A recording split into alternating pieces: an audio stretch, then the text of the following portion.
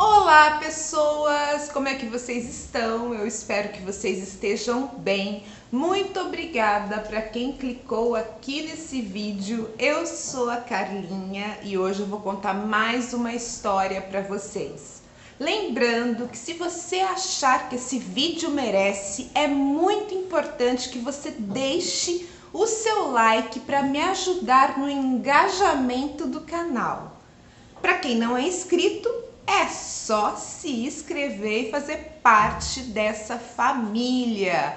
Você pode também tocar aí o sino, porque assim você receberá notificação toda vez que tiver vídeos novos por aqui. Hoje eu vou falar da história que inspirou Edgar Allan Poe a escrever o primeiro conto baseado em fatos reais. Então, a primeira obra de ficção baseada em fatos reais, no caso, em um crime.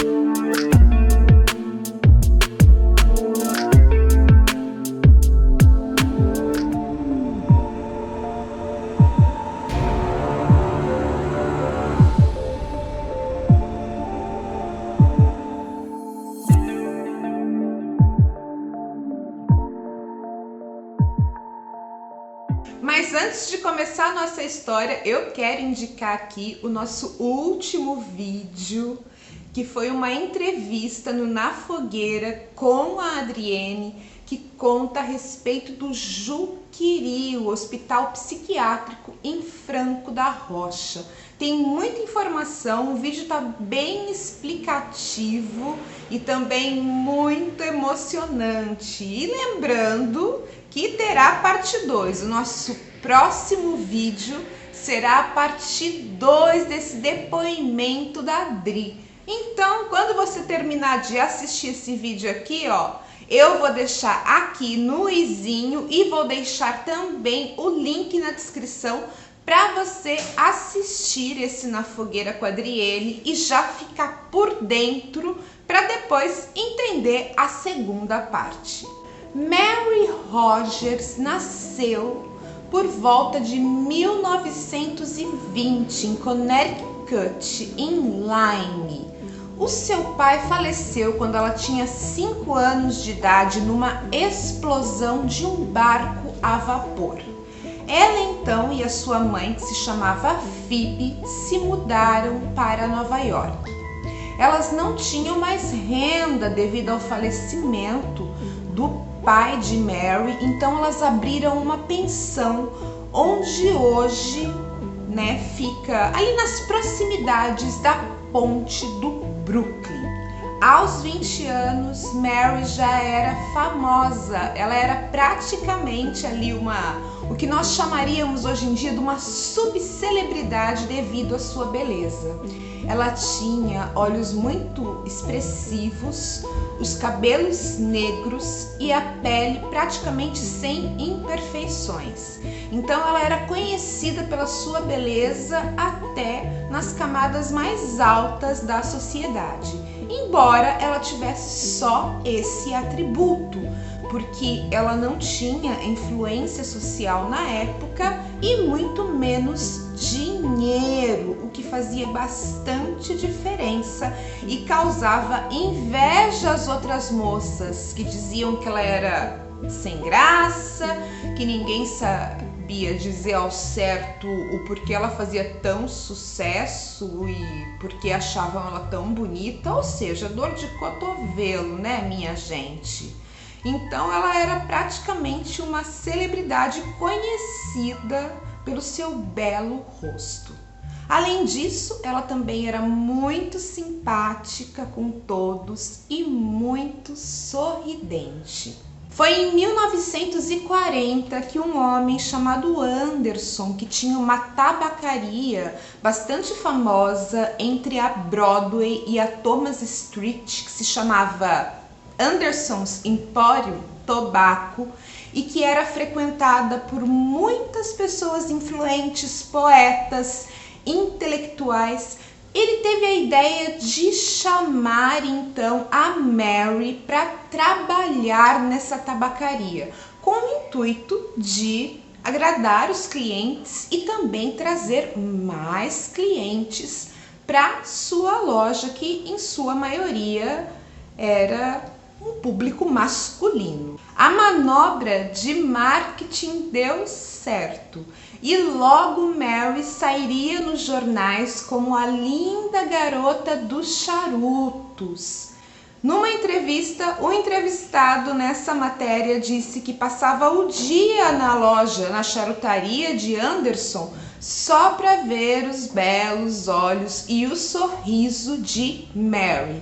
E poetas faziam poesias e publicavam nos jornais locais poesias sobre todos os atributos físicos, sobre a beleza de Mary, que se comportava como uma modelo.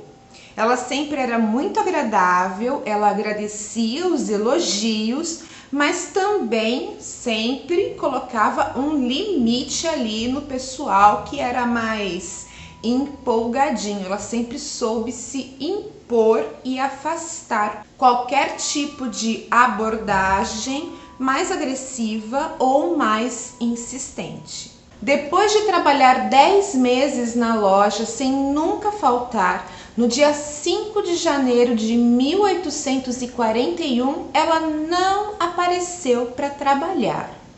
Ela também havia desaparecido da sua casa e a sua mãe disse que havia encontrado um bilhete suicida.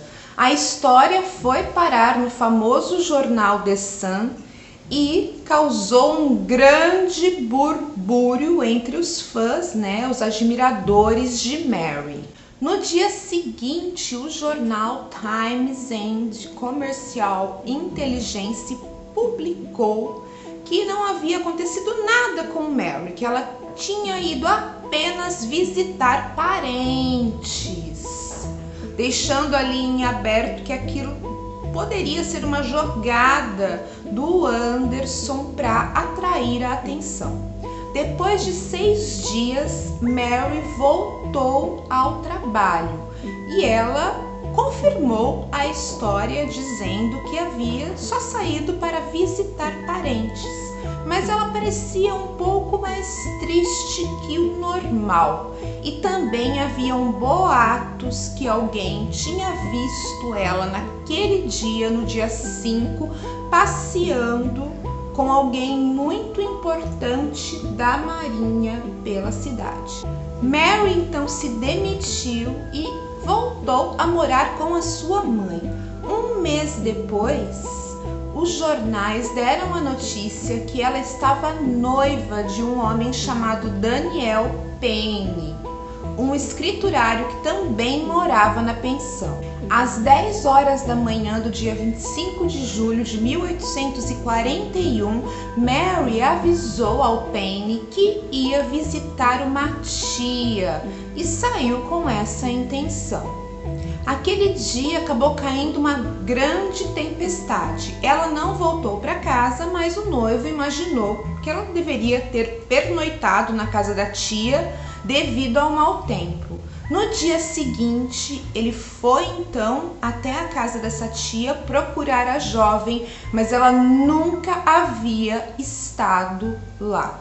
Aonde estava Mary Rogers? Foi isso que Payne se perguntou e também todos os jornais, que causaram um frenesi, um vucu-vucu a respeito do seu desaparecimento, bem maior do que a primeira vez que ela tinha supostamente desaparecido. No dia 28 de julho, então, alguns pescadores jogaram as suas redes no rio Hudson, ali perto de Castle Point, onde havia uma taverna muito famosa chamada Sibyl's, e eles arrastaram então o corpo de Mary.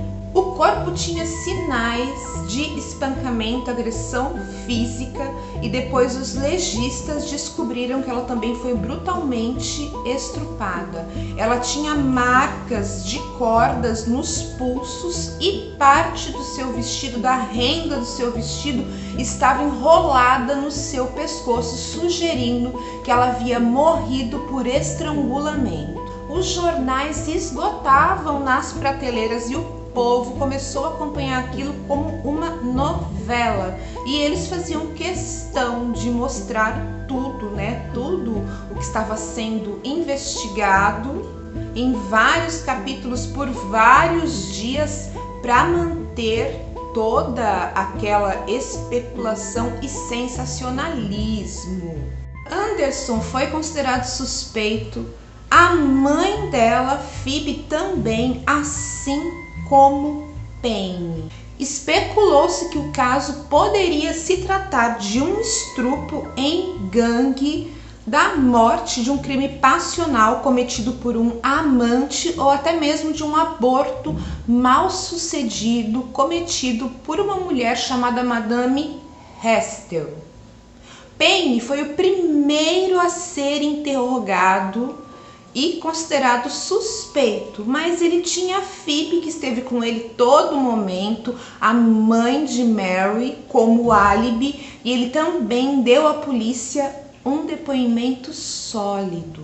Uma semana depois, como a polícia não tinha nada sólido ainda em mãos, então começou a se especular nos jornais se os cidadãos de Nova York, os 320 mil na época, que estavam à mercê apenas da ronda dos guardas noturnos que andavam pela cidade, se eles estavam realmente seguros. E a partir da mídia, a população começou a pressionar os governantes.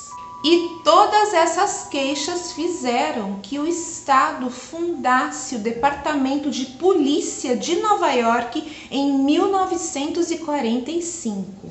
Em 7 de outubro de 1941, Penny se suicidou usando um medicamento chamado Láudano, que é a base de ópio, deitado num banco próximo de onde a então esposa, a Mary, havia sido encontrada.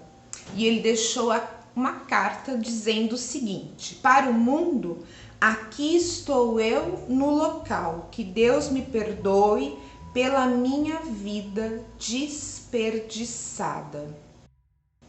Logo então, o povo acabou se esquecendo de tudo isso, porque não havia mais nada a ser publicado. O assassino não foi encontrado, mesmo a polícia tendo oferecido recompensa. E então começou-se a falar, Todos os boatos deram lugar ao assassinato de Samuel Adams na época, e as pessoas se esqueceram de Mary e também no caso de Penny, que acabou tirando a sua própria vida. Então, inspirado por tudo que aconteceu e por essa história misteriosa, Edgar Allan Poe escreveu o primeiro conto baseado num crime real, chamado O Mistério de Mary Roget. Então é isso, pessoal. Nós temos aqui no canal vários vídeos que justamente discutem a respeito de obras ficcionais que se dizem baseadas em fatos reais, o quanto elas têm de verdade nelas. Então, deem uma fuçada aí, porque nós temos vários vídeos nesse sentido. Se você tiver curiosidade, muito obrigada se você acompanhou esse vídeo até aqui. Eu vejo vocês no próximo vídeo com a continuação da história do Hospital Psiquiátrico Juqueri. Um beijo!